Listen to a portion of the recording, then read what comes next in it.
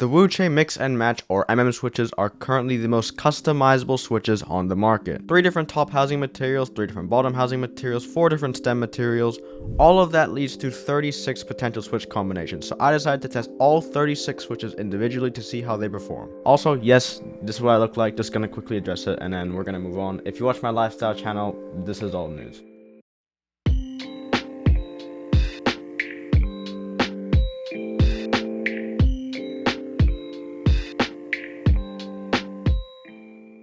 So the current material offerings of the MMSwitch are, for the top and bottom housings, they have modified nylon in baby blue, modified palm in baby pink, and umwipe in a lavender color. For stems, they have mint LY, orange P3, baby pink palm, and bright yellow UPE.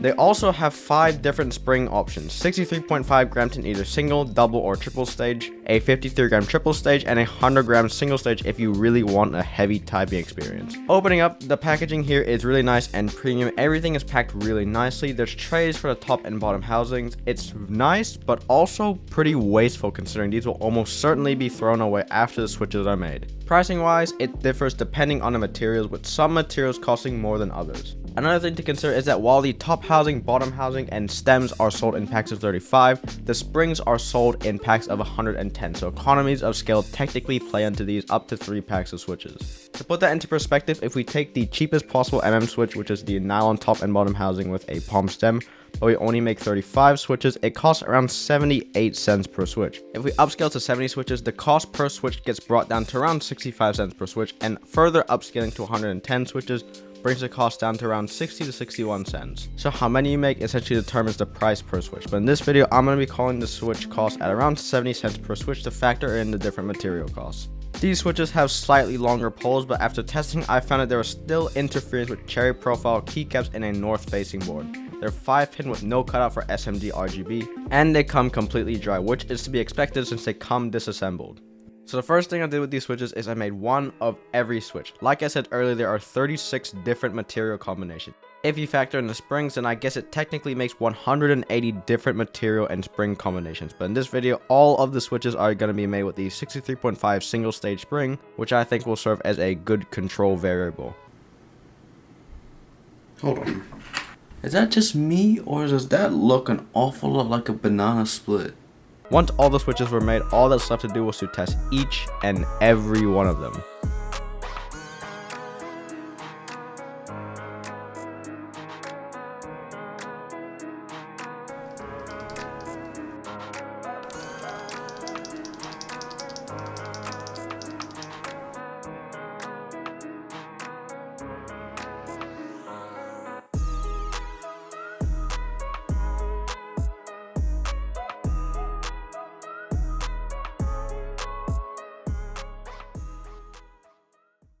Disclaimer, all of the results you're about to hear are number 1, based off of my own preferences, and 2, completely subjective, so take everything what I say with a grain of salt.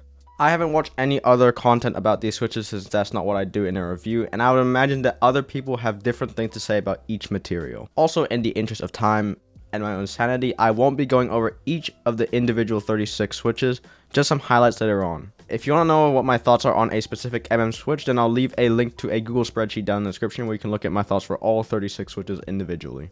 These are all tested stock, as Lubing would have just introduced a whole nother variable and made things a little bit too complicated, so I just kept them all stock. My personal preference in a switch is smooth with a clean sound, probably more towards the clacky or high pitched side. And what I found is that they all kind of feel similar, which honestly is to be expected. Yes, some have more resistance than others and some are smoother than others, but for the most part these are all relatively minute changes and they can only be felt when you A/B test one switch against another. Here is a tier list for all of the switch parts in terms of smoothness. If any other creators want to use this, I'll leave a link to it in the description below. One thing I found with the stems is that some of them have more stem wobble than others. P3 and palm stems generally have more stem wobble compared to LY and UPE stems, so I would recommend using thin films if using either P3 or palm stems. So I've got my ratings for all 36 switches, and here are some of my favorite of the MMSwitches. Up first we have the umwipe P3. It's the smoothest out of the bunch like I mentioned earlier, but the bottom and topping out sound is a little too muted for my taste, and there's some unwanted stem wobble here. Next up we have nylon umwipe and LY. This loses some smoothness but has a very pronounced bottom out sound, which I prefer.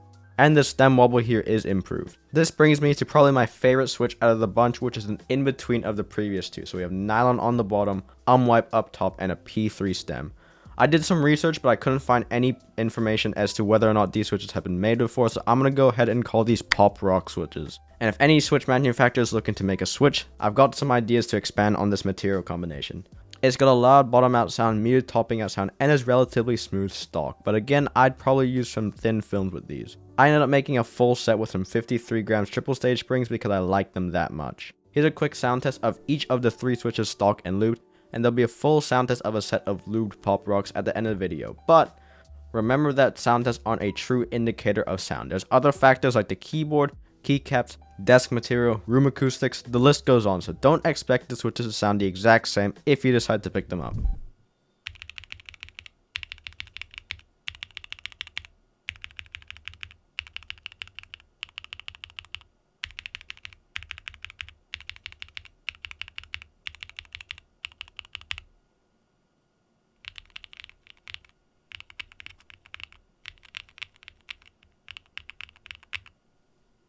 So I learned a lot from these switches. I've got a pretty good idea of what each material does in a switch, and I think that MMSwitches are an easy recommend provided you fit into a certain category of consumers. I think the MMSwitches are generally better for more experienced enthusiasts who've already figured out their material preferences for sound and feel, or who are looking to get some parts for Franken switching.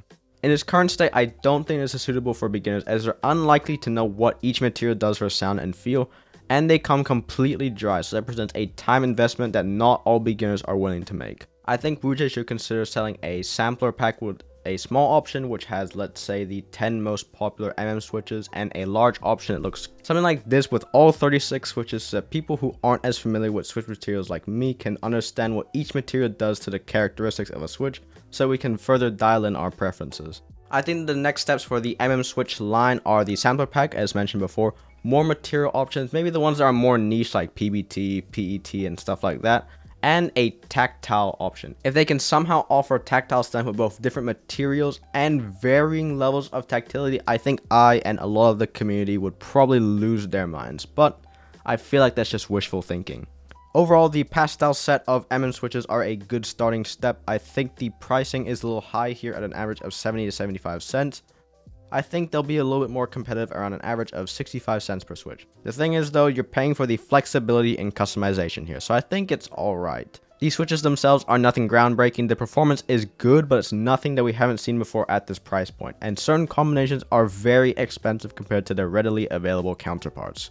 Like if you were looking at making an all palm switch, it's much cheaper to go with the ACO palm switches. Even Novelkeys creams would be cheaper than the MMSwitch counterpart. So definitely do your research with existing options. You might find yourself paying an unnecessary premium if you don't. I like the innovation here to let people make their own switches. The performance is good for the price point, and it could save you a good amount of money if there was a switch that you previously couldn't make without Franken switching. Like I said before, this is a good first step, and I'm curious as to see what they'll do next. I'll leave links to the MMSwitches if you're interested. If you enjoyed this video, be sure to leave a like and subscribe to the channel. And let me know what you think of this change in style, the face-to-face, A-roll and B-roll instead of just B-roll before. Let me know if I should keep doing this. Anyways, thanks for watching, and I will see you in the next video.